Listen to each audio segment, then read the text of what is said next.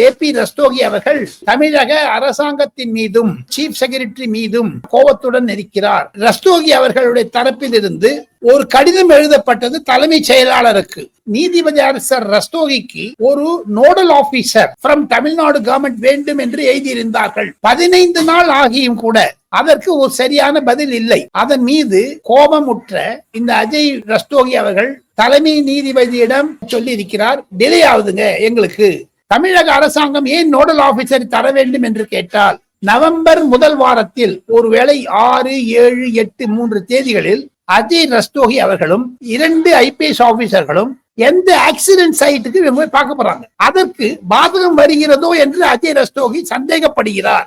Nodal ஆபீசரை நியமிப்பதை தள்ளி போடுவது ஏன்? டெல்லி ஆச்சுன்னா எலெக்ஷன் வந்துடும். பொலிட்டிக்கலா பாக்குறாங்க டிஎம்கே வந்து யாரை சேவ் பண்ணணும்னு பாக்குறாங்க. இந்த விசாரணை வந்ததுன்னு வச்சுங்க, நான் எனக்கு தெரியப்படுகிற விஷயங்கள்லாம் அங்க ஒரு பள்ளம் தோண்டி இருந்தது, செருப்பு வந்த இடம், இதெல்லாம் போய் பார்க்கறதுக்கு பண்றாங்க, வீடியோ பார்க்க போறாங்க. இது டிலே ஆக ஆக ஆக ஆக சில சாட்சியங்கள்லாம் மறைக்கப்படுமா என்ற சந்தேகம் கூட கிரிமினல் ஜூரிஸ்பிரன்ஸ்ல அது வருவது.